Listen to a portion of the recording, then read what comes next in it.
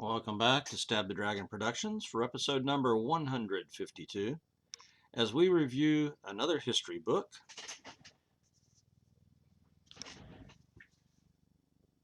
The First Americans in Pursuit of Archaeology's Greatest Mystery by J.M. Adovasio and Jake Page. This book was published first in 2002, but then they sold the rights to the modern library paperback edition here, published in 2003. It's 328 pages long. I read this book from 12/25 of 23 to 01/23 of 24. So just a month from Christmas to now. This book is outstanding. The purpose of the book. The primary purpose of this book is clearly stated in the title. The First Americans in Pursuit of Archaeology, Greatest Mystery. Archaeology's greatest mystery. That's what he's pursuing. Not that he found it, but he's pursuing it. Adovasio is seeking answers to the same questions that some of the earliest Spanish explorers, the scholars, priests, and conquistadors asked some 500 years ago. Who are these Indians? Where did they come from? How did they get here? When did they get here? You see, the Indians and the entire Western Hemisphere did not match the science of the day, did not match the religious ideas of the day. The Indians weren't mentioned in the Bible. These lands were nowhere understood.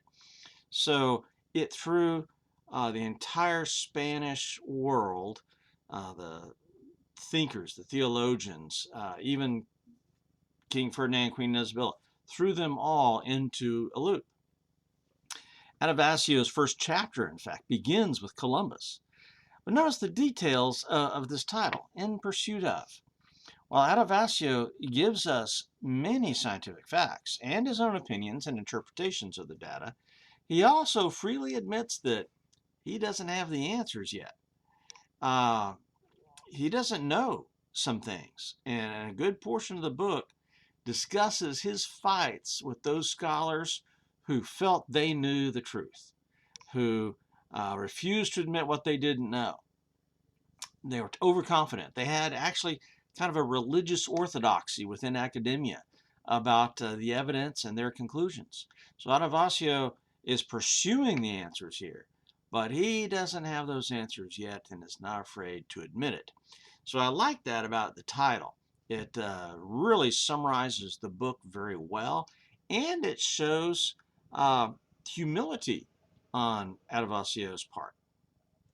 Now, what's his conclusion? Adovasio got involved in this archaeological dig in Pennsylvania at the Meadowcroft Rockshelter, and in 1974, the carbon-14 dates came back. And to quote him, his response when those dates came back was, "Damn." And I put a little southern twang on there. And the bottom layer of the dig, you see, the layer of charcoal from a hearth was on top of the bedrock, and it showed a date to be about 11,000 BC, or he uses BP before present, so 13,000 BP. This date would upset the archaeological world and cause 30 years of bitter, acrimonious arguments, none of which he was seeking. I mean, he did not want to cause a stir. The firm date of Clovis culture being the first peopling of America, it was held by most of academia and with a religious zeal. And that date was around 9,000 BC or 11,000 BP. Meadowcroft was challenging the doctrine, the dogma of the Clovis First cult, which stated simply that nobody pre-existed the Clovis people. That's as far back as history could go. They were the first Americans. But in the end, Adovasio believes that the earliest people in America originated near Lake Baikal in Siberia, and they slowly immigrated their way, but they used boats along the shores of northeastern Asia, Beringia, Alaska, Pacific coast of the Americas, all the way down to South America. And they peopled this land then from the Pacific coast to the Atlantic coast. west to east, about 30,000 years ago, maybe 40. And so it was not primarily one from north to south, 11 to 12,000 years ago, through a gap in the glaciers in Canada. Now, this theory is just a theory. He says that it remains unproven. They haven't got substantial proof of boats, but the evidence points that way. And in the book, he makes his case very clearly. This book tells the story of how science has changed, grown, and developed over the past, I don't know, 200, 250 years in the areas of archaeology, geology, physics, radiology, linguistics, and genetics. He gives us a marvelous basket weaving history of science and history of prehistoric America and a history of the academic arguments revolving around the Clovis, New Mexico spear points.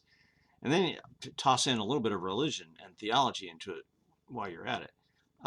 He touches on so many different areas.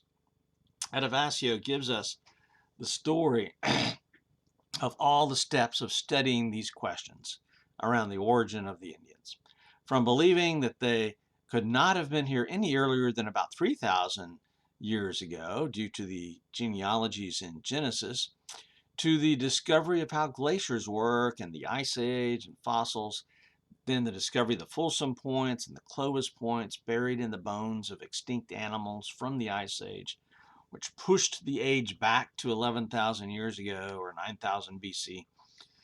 And then he builds his case to the current estimates of, 30,000 years ago or so. He details the theory behind the Bering Land Bridge and the supposed ice-free corridor between the glaciers in Canada that allowed people to come down through the glaciers that were 2 miles high, and then people America from that route. He also discusses the Solutrean theory from Dr. Stanford at the Smithsonian, and where the Solutreans who lived in south or the Atlantic coast of northeast Spain and western France, right in that region. The Solutreans had some spear points that are very similar to the Clovis points, and so that's where that theory comes from, is that they're really only one step away from each other, and it's too much of a coincidence that these are similar. And then also more Clovis points have been found in the eastern seaboard of America instead of the west. Okay, and so the same theory that Dr. Stanford came up with is Solutreans used boats to hop from western France and northeastern Spain all the way around, following the ice until they landed in America. And there's, a lot of people say, oh, you're just trying to make a white European thing out of it. No, we don't know what color skin the Solutreans had. The fact of the matter is that far back, there was movement of Asians into Europe, and movement from Asians into Australia, and movement of Asians into North America. So, we don't know what color they were. We don't have any, bodies left of the Solutreans. So it's not a racial thing at all. It's actually a pretty good theory, I think, to account for the predominance of Clovis points in the eastern seaboard of America instead of the western seaboard. Well, Adovasio discusses that in detail. He gives us plenty of his own personal background, all the way from his childhood. His father died in World War II, and so he was raised by a single mom who was a historian. And by the time he was 12, he knew he wanted to be an archaeologist. Go figure. He went to University of Arizona, I think it was, and studied anthropology there, and did some graduate work there. And then he went to Utah, and in Utah he studied under Jesse Jennings, known as the Dark Lord, because he was so detail oriented, so obnoxious, so unyielding. But he trained Adovasio quite well. And so he focuses then on his magnificent work at Meadowcroft in Pennsylvania, the dig that upended the Clovis First religion. He gives us a great summary history of archaeology in America, including a lot of information about our very first archaeologist, Thomas Jefferson, who apparently was very skilled at what he did. And he did a dig at a Indian mound and categorized everything and was very thorough and professional. I mean, who knew that Thomas Jefferson, our third president, uh, was, you know, an archaeologist. He also spends a considerable amount of time detailing the work of Tom Dillahay down at Monteverde, Chile. That discovery of solid proof of human habitation at the southern tip of South America that stretches back at least 12,000 years ago was a key to breaking the Clovis First religion. This was a fascinating tale of not just the exciting archaeology dig itself, but of the not-so-civil war that it ignited in the world of academia. Science and academia, you see, and this is back in the 70s and 80s, science and academia is as dysfunctional as those of us who survived 2020 and COVID suspected all along. And Adovasio does all this description of this academic fight with wit and humor, sarcasm, but also we get an idea of the sheer heartache and the stress, the aggravation that went along with it. So these kinds of personal details in the book, I thought really livened the book up and made it into also a human interest story. It's not just a dull, dreary academic work. This is a very lively personal book. So it's not cold. It's not a scientific treatise, though it's chock full of science. No, it's a very fascinating book, and he tells a good story all the way throughout. He doesn't spare any of his opponents from his withering wrath. And in the end, I not only side with him on the science of it all, the theory, but I've got a deep respect and admiration for him. His discoveries, his science, and what he had to endure personally because of that. So, Clovis First has been upended. And this does not even detail the work of the past 20 years since the book was published. And there's been a whole lot of additional finds that are more recent. He mentions some more recent finds in Florida and Texas that have been ongoing now for 20 years. So why did I purchase and read this book? And why should you consider doing so as well? First, I'm doing my own personal study of American history. And I had spent about a year on Columbus when I realized I totally skipped over the Vikings.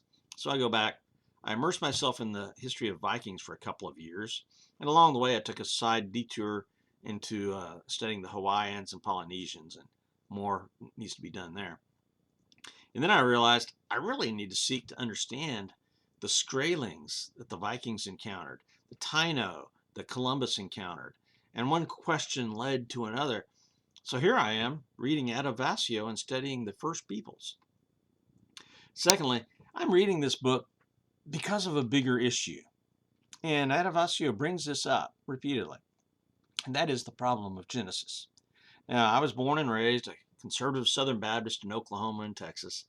I pastored a Baptist church for several years. I've preached and taught my way through Genesis twice for a total of 10 years in Genesis. I once was a young earther, thinking that God had created everything about 6,000 years ago, and I gave that up about 35 years ago. I still believe in creation and the inerrancy of Scripture, but I'm now an old earther, which most of my Christian friends consider to be wrong or even heretical. Oh well. I ask hard questions, and I seek out the answers, and if I get an easy answer that doesn't line up with the evidence, I start digging. I don't give up. So I view science as being rooted in Genesis 1 and 2. Absolutely. Psalm 19, the heavens declare the glory of God. Romans 1, what can be known about God is there to be seen. I consider natural revelation to be important too, and not contradictory to special revelation. Adovassio's book has greatly, significantly helped me in this quest. You can approach Adovasio's book and say, oh, he must be an atheist and blah, blah, blah. No, I approach this as he's doing the Lord's work as a scientist. He is examining the creation and trying to figure out what happened. And amen. That's a good calling. In this book, Adovasio gives all kinds of hard scientific evidence for the age of man in the Americas. It goes directly against the standard fundamentalist literal interpretation of Genesis that I was raised with. And yet, guess what? My faith remains intact. Imagine that. One of the most common objections that young earthers have to the scientific approach to the age of the earth is they say carbon-14 is unreliable. Well, guess what Adovasio does in this book? He walks us through the history of the development of carbon-14 dating. He shows us the theory, how it was developed, what could go wrong, how it can be misinterpreted, what are the accuracy limitations of it. In short, those who object to carbon-14 dates, they won't hesitate to go to their doctor for x-rays or get an MRI done or get radiation therapy if they have cancer, yet they still object to carbon-14 dating. Curious. Adovasio does not stop with carbon-14, however. He discusses dendrochronology. Now that's a mouthful. Studying dates based on tree rings. He gives long discussions on linguistics and how long it takes languages to develop and change. Native Americans have over 900 languages. It takes a very long time and successive ways of immigration to accomplish that. Then there's the study of genetics and how that affects dating of the Americas. In short, virtually every realm of science is used by Adovasio and his team of scholars to work together in a multidisciplinary approach to studying the problems that the Spanish encountered over 500 years ago when they bumped into a continent and a people they didn't know existed. And by the way, just what does Australian history have to do with America? Adovasio talks about that. It's here in the book. It was amazing because guess how the Aborigines of Australia got there 40,000 years ago? Boats. So how did the Americas get peopled so quickly? Boats. The new theory advocated by Adovasio is that boats along the Pacific coast from Asia. Boats are much faster than walking. In conclusion, I wish I had read this book 22 years ago when it first came out, but I'm glad I've read it now. If you want to further your journey into American history, read this book. If you're a science nerd and you want to see some archaeology up close and personal, read this book. If you're a Christian with questions about the age of the earth, read this book. If you're a student in college and you're thinking about anthropology or archaeology or American history, read this book. Now, I've got a few more books on the subject I hope to read soon, some written by theologians. Let me see here.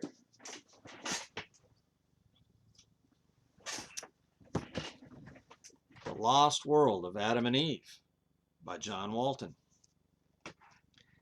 A Biblical Case for an Old Earth, David Snoke. Creation or Evolution, Do We Have to Choose? By Dennis Alexander. Now, of these, the only one I'm familiar with is John Walton. I've read a little bit of him in some other works. So which one am I going to read next? Well, I don't know. And just in the last couple of days, I've gotten The Eternal Frontier by Tim Flannery and Wild New World by Dan Flores.